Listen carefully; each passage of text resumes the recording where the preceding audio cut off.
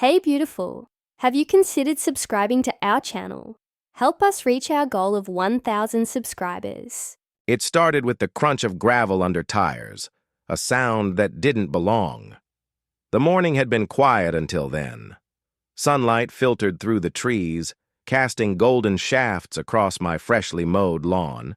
I had just settled into the porch, swing, a steaming mug of coffee in hand, breathing in the cool, pine-scented air that I had paid dearly to enjoy. 6 months into owning this house, and it still felt like paradise. That is, until she arrived. A white SUV rolled to a sharp stop at the edge of my driveway.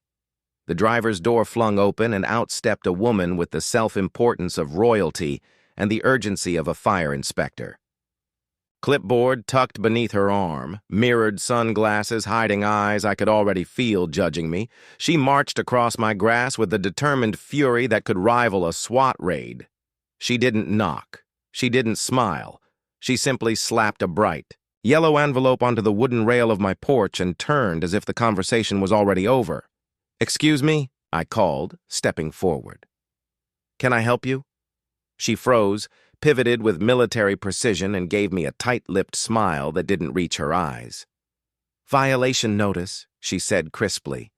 "You've been cited for improper trash bin, storage, lawn height exceeding neighborhood guidelines, and unauthorized garden decor." I blinked, thrown. "I'm sorry. Who are you?" "Karen Pendleton," she announced as if the name should be engraved on a marble plaque. "President of the Evergreen Hills Homeowners Association." Evergreen Hills was the neighborhood, too, blocks over, a collection of nearly identical beige homes with manicured hedges and matching mailboxes. I didn't live in Evergreen Hills. My house, a charming fixer-upper with a wide yard and actual character, was just outside the invisible line that marked the HOA's boundary. That detail had been part of the appeal when I bought the place. "There must be some mistake," I said, polite but firm. "This property isn't part of Evergreen Hills. I'm not under the HOA." Karen arched an eyebrow, flipping through a packet of papers as if consulting divine scripture. "Every house in this area abides by the HOA regulations. We maintain the community standard." I gestured toward the narrow stretch of woodland that separated my lot from her neighborhood. "I'm outside your jurisdiction. This house was built in the 70s, long before the HOA was even formed. It's not under your rules." Her lips curled into a condescending smile.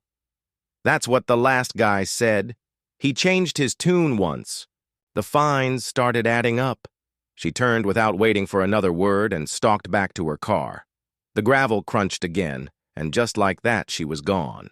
I stood frozen, yellow envelope in hand, heart pounding not with fear but with something more electric, disbelief laced with irritation. I wasn't someone who liked conflict. I'd chosen this house for peace, but something told me this woman didn't care about property lines or legal jurisdiction. Back inside, I spread the envelope's contents on the kitchen table like evidence. In a crime drama. Photos, zoomed-in shots of my gnome statue, my trash bins tucked beside the garage, a measuring tape awkwardly angled against my lawn, printed citations. A letter threatening escalating fines and liens if the violations were not addressed. I pulled out my property documents, the original plat map, the deed, everything that made it crystal clear. I was not, had never been, and legally could not be part of Evergreen Hills HOA. I highlighted the key parts, made copies, and walked them over to her office the next morning. The HOA office turned out to be a glorified, converted garage at the edge of her neighborhood, flanked by shrubs, trimmed to resemble swans. She was waiting at a folding table, sipping from a monogrammed tumbler and scrolling her phone with one manicured finger. "I brought proof," I said, placing the papers gently on the table. "I'm not part of your HOA. You need to stop leaving. Notice is on my door." Karen didn't look up. "I don't take property advice from people who can't even store their trash cans correctly." "They're beside my garage," I said slowly, "on my land, that you have no right to be on." She gave me a pitying look. I'm enforcing standards. Your behavior affects property values in this area. I stared at her, flabbergasted. You can't fine people for existing outside your imaginary kingdom. Oh, but I can, she said sweetly, rising from her chair with the same smug energy that made small dogs bark at nothing. The community supports me. We all want the same thing: a clean, compliant, rule-following neighborhood. You can either be part of the solution or be removed. I wasn't sure what that even meant, but I knew then that this wasn't going to end with a polite chat over boundary lines. Over the next week, the notices kept coming. Different color envelopes this time: red, blue, orange. One taped to my garage door, another zip-tied to my mailbox. She left one in a plastic sleeve stapled to a tree in my front yard. Neighbors began looking at me differently, like I was the kid who didn't wear a uniform to school. One morning, a soft knock came at my back door. An older man I vaguely recognized from a few houses down. Nervous, he glanced over his shoulder before speaking. "She's done this before," he whispered. "Gave my wife hell over planting sunflowers. Claimed they were an unauthorized species." I didn't say anything back then, but "You're not alone," I nodded, grateful. "Why don't people push back?" He shrugged, eyes haunted. "Because she makes life hell when you do." He walked off before I could ask more. That night I installed cameras, one on the porch, one by the driveway, and a motion-activated light out back. I wasn't going to be caught off guard again. The next time she came around, I'd have proof. Not that it mattered to her, but I had a feeling this was going to escalate. Karen Pendleton didn't strike me as the type to back down. As I sat, in the dim glow of my living room, watching the footage loop from earlier that day, her smug face peering through my hedges, clipboard in hand, I realized this wasn't just about trash cans or garden gnomes. This was war. And Karen didn't know it yet, but she had just picked a fight with someone who knew how to end one. I hadn't even realized how much Karen's presence had wormed its way under my skin until the next time I stepped outside to grab the mail. Another envelope. Another warning. This one had a final notice sticker slapped across the front, as if I had somehow missed the previous 5 letters, each more ridiculous than the last. The thing about a neighborhood like mine, one where the homes were spread out enough to give the illusion of privacy, was that there wasn't much that went unnoticed. My neighbors, though friendly, were wary of rocking the boat. Most of them kept to themselves, their lawns perfectly groomed, their hedges trimmed to precisely the same height as the one next door. They wore their HOA compliance like a badge of honor, but I could tell they weren't completely comfortable with the little empire Karen had built. Karen didn't just stay within the boundaries of her neighborhood. She had a way of stretching, her influence, like a spider spinning her web. One evening, I came home from work to find her standing by my mailbox, clipboard in hand, scrutinizing my yard as if I'd invited her. "Are you serious?" I called out from the driveway. "You can't just walk up to my house whenever you feel like it." She didn't flinch. "You didn't trim your hedges last week," she said, flipping through her clipboard with the same rhythm like she'd rehearsed this line 1,000 times. "And that car, you know it's supposed to be parked in the garage overnight." I clenched my fists. "It's my property, Karen, not yours. I don't care about your rules." Her eyes narrowed, but her voice stayed sweet, dripping with condescension. "You'll care when the fines start adding up, and you'll care when your neighbors start complaining about the way your property is dragging down the entire block's appearance." I felt my pulse quicken. "What does it take for you to leave me alone?" She glanced over her shoulder, noting the neighbors who had begun to peek out from behind their curtains. "You're starting to make the community uncomfortable, and I'm here to ensure we all follow the rules. That's what a leader does, you know." With that, she turned and walked back to her car, but not before giving one last, lingering look at my house, her gaze sharp, calculating. I couldn't help but feel trapped. But it wasn't the fines or the rules that bothered me as much as the way she manipulated everyone around her. The neighbors, the ones who didn't even care about the HOA's petty details, were terrified of her. They had been broken down into submission by this woman, whose rule was as invisible as it was oppressive.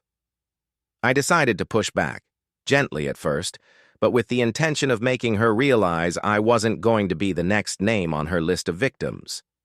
I spent the next few days researching everything I could about the HOA.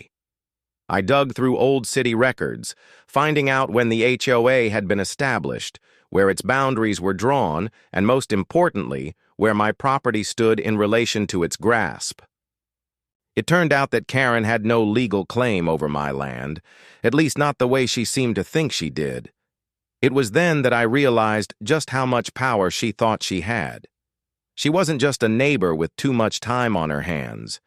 She was a tyrant who had managed to make a number of people feel that they had no choice but to obey her whims. And she was about to meet someone who didn't follow orders. The next day, I put my findings to use. Armed with copies of my deed and the official map of the neighborhood's HOA boundary, I walked back to the little converted garage that served as her office. I arrived just after lunch, when most people were at work or avoiding the heat. Inside, the fluorescent lights flickered overhead, giving the place an almost sinister feel. There were stacks of paperwork everywhere, binders crammed with rules, regulations, and self-righteous declarations. Karen herself was seated at a folding table, chewing on something, her ever-present clipboard perched beside her. "I'm here to discuss the notices you've been leaving on my property," I said, setting the stack of papers down between us. "I've checked, and you have no legal authority to fine me or enforce your rules on my land." Her eyes flicked up, but there was no surprise, just that same smug, all-knowing look she gave everyone who tried to argue with her. "I'm aware of your little loophole," she said, her voice dismissive. "But we all know that rules are rules. And those rules apply to everyone, whether they like it or not." I leaned in closer, trying not to let my frustration show. "You don't get to decide which rules apply to me, Karen. The HOA's rules only apply to people who are part of it, and I'm not." She shrugged, as if my argument was nothing more than a minor inconvenience. "You'll learn soon enough that we make the rules around here. You can resist, but in the end, we always win." I forced a smile. "That's where you're wrong." I didn't leave her office that day with the outcome I had hoped for, but I left with a plan, one that would eventually make her realize that her position of power was not as secure as she thought. I began documenting everything: photographs of her inspections, recordings of her aggressive phone calls, and videos of her trespassing across my property. I knew I couldn't let her continue to invade my space without consequences. As the days passed, I realized something else. Karen was starting to make mistakes. She was growing bolder, assuming that I would just roll over like the others. But I wasn't going to let her have the last word. It wasn't just about the fines or the threats anymore. It was about standing up for myself and making sure she couldn't control my life any longer. What I didn't expect was how quickly things would escalate. Just as I was setting up my next move, I found myself face-to-face with Karen once more, this time in a much more intimate confrontation, and this time I wasn't the one who would be backed into a corner. The confrontation came when I least expected it. I had just finished installing a new security camera on the back of my garage when I heard the unmistakable sound of gravel crunching under tires. My stomach sank before I even looked out the window. There it was, the white SUV, parked in front of my yard again, a little too close to the curb. I'd been waiting for it, but I had hoped the escalating tension between us might fizzle out. Clearly, I was wrong. I didn't need to check the time to know that it was already past 8, too late for a casual visit. My heart pounded in my chest as I slipped on my shoes, already imagining the threats she would throw at me. Karen had a way of making everything feel urgent, like you were always on the verge of being in trouble. But this time, I wasn't going to back down. I walked outside to meet her, each step deliberate, forcing myself to remain calm, even though my blood was boiling. As I approached, Karen was already stepping out of her SUV, clipboard in hand, her expression as cold and impersonal as ever. She didn't look surprised to see me standing there. She probably expected me to cave in long ago. "Good evening," I said, trying to keep my voice steady. "What's this about?" She didn't greet me. She didn't even acknowledge the question. Instead, she glanced over her shoulder, her eyes scanning the yard with that same critical eye. "You've once again failed to meet the standards of the HOA," she said flatly, not even bothering to look me in the face as she spoke. "Your driveway is cluttered, your lawn needs trimming, your garbage bins are still not placed where they should be." I held up my hand to stop her. "Karen, I've had enough of these threats. You know very well that you have no authority over my property. I'm not part of your HOA." She stiffened, but only for a moment. "You might not be part of the HOA, but you're still part of the community," she said with that superior tone, as though her words were somehow irrefutable. "And you're damaging the integrity of this neighborhood with your disregard for rules. The rest of the residents don't appreciate it." I clenched my fists at my sides, trying not to let her taunt me. "You're right about one thing. I'm damaging the neighborhood. But not in the way you think. You're the one causing all the trouble by harassing me and my neighbors. You think you can control everyone with your ridiculous fines and threats." Her lips curled into a tight, self-satisfied smile. "I'm not the problem here, you are. If you'd just follow the rules like everyone else, we wouldn't be having this conversation." I couldn't help but laugh, though it was laced with bitterness. "You really think I'm the problem?" I took a deep breath, steadying myself. "You've been crossing boundaries, Karen. You've been trespassing on my property, leaving fines and warnings. I've given you every chance to back off, but instead, you keep pushing." Karen didn't react to the accusation. She simply tapped her clipboard, as if the papers on it held the answer to everything. "You don't understand," she said, her tone colder now. "I'm doing what's necessary, and you will follow the rules." That's when something clicked inside me. The realization hit harder than I expected. She wasn't just about enforcing rules. This wasn't about trash cans or lawn care anymore. It was about power. She wanted control, and I was the one standing in the way of her little kingdom. I narrowed my eyes, meeting her gaze squarely. "I'm not scared of you, Karen, and I'm done letting you think you can bully me into submission." Her expression didn't change, but something in her demeanor shifted, like she was sizing me up. For a split second, I saw something behind her eyes, a crack in her facade. It was subtle, but it was there. She wasn't as confident as she wanted me to believe.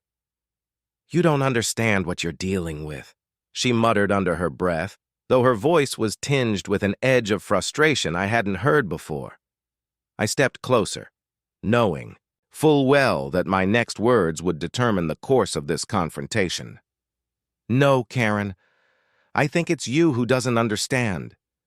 You've picked the wrong fight, and now you're going to learn what happens when you mess with someone who's not afraid of you." She stiffened at my words, and for a moment, I could almost see the wheels turning in her mind as she realized I wasn't backing down. "Don't make this harder than it has to be," she said, but the threat was less certain now, as if she could feel the tables starting to turn. I took a deep breath, letting the tension between us stretch just long enough to make her uncomfortable. "You've crossed a line," I said calmly, my voice low. "I've already started documenting everything, all your violations, all the times you've trespassed, all the lies you've told my neighbors. You've been playing a dangerous game, and it's about to backfire." The silence between us stretched out, heavier than before. Karen's eyes flicked to the side where the neighbors were starting to gather behind their windows, no doubt curious about the latest drama in the street. Her power was always about perception.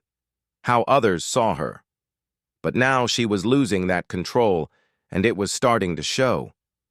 "I suggest you leave," I said softly, but with steel in my tone. "Before you make this worse for yourself." The first time, Karen hesitated. She glanced around at the gathering eyes, perhaps realizing that her reputation was beginning to slip. She couldn't rely on the isolation she had cultivated anymore. With a final seething look at me, Karen climbed back into her SUV, the engine roaring to life. She didn't slam the door, but I could hear the subtle shake in her hands as she gripped the steering wheel. The vehicle sped off, kicking up a cloud of dust in her wake. I didn't know if this would be the end of it, but I could feel a shift in the air. Something had changed. As I stood there, watching her leave, I knew one thing for sure. I wasn't going to let her intimidate me anymore, and the next time she came around, I'd be ready. The following weeks were a strange mixture of tension and quiet. Karen didn't come back, but I could feel the weight of her absence, as though the calm was only temporary. I continued to document every move, just in case she thought about pulling. Some new stunt. But I also knew something else. She wasn't the type to back down for long. If anything, my resistance had likely sparked her need for retribution. And then, one morning, I saw the email. I hadn't expected Karen to come at me directly, not after everything that had happened. But there it was, in my inbox, a legal threat. The HOA, now backing her play, had decided to take me to court over the so-called violations. They were pushing for a massive fine, the sort of penalty that could cripple anyone who wasn't prepared. It was their final move, the one they thought would scare me into submission. But I wasn't scared. If anything, I felt more determined than ever. I knew that this was the moment I'd been waiting for, the moment when the real fight began. Karen had underestimated me, and now she was going to pay for it. I set to work immediately. The first thing I did was reach out to a lawyer, one who specialized in property disputes and dealing with overreaching HOAs. I needed someone who knew the ins and outs of the system, someone who could fight back. The lawyer was more than willing to take the case, especially when I explained just how relentless Karen had been. We began to build a case, pulling together every bit of evidence I had, every photograph, every video, every witness statement. I started digging into Karen's past, too, looking for anything that might discredit her.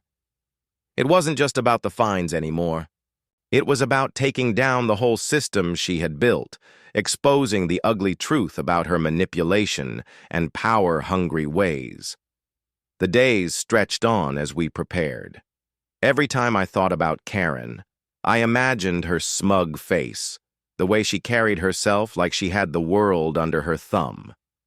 But I knew something she didn't. She was vulnerable. Her greatest strength had always been her ability to control perception, to make people believe she was infallible. But now that illusion was about to crumble. The court date arrived faster than I expected, and I found myself standing at the entrance of the courthouse, the weight of everything pressing on my shoulders. Karen's SUV was already parked outside, and I could see her through the glass doors, sitting at her lawyer's side, talking in low, clipped tones.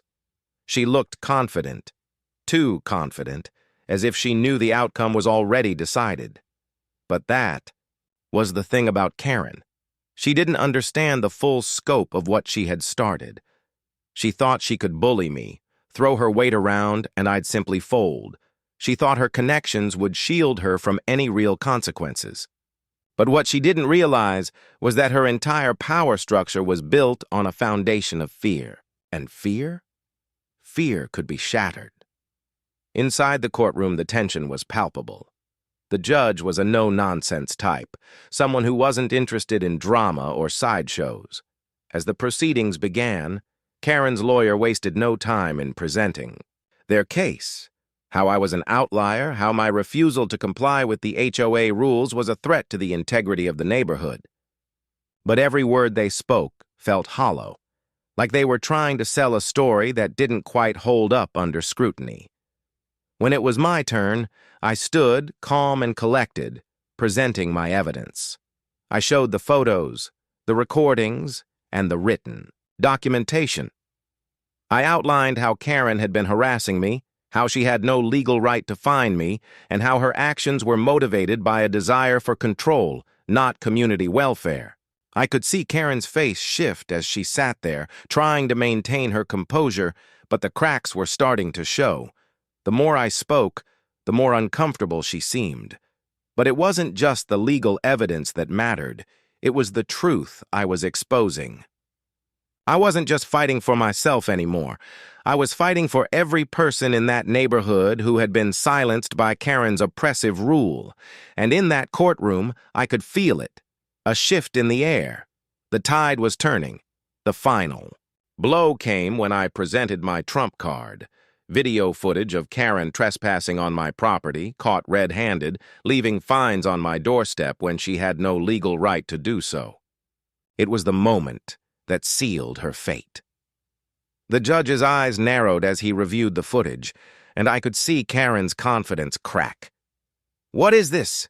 the judge asked, his voice cold. Karen's lawyer stammered, trying to deflect. "This is an obvious misunderstanding. The HOA, not a misunderstanding," I interrupted, my voice steady. "This is evidence of trespassing, of harassment. This isn't a dispute over property values or lawn care. This is about abuse of power." Karen's face drained of color. She shot a glance at her lawyer, but it was clear there was no escaping this now.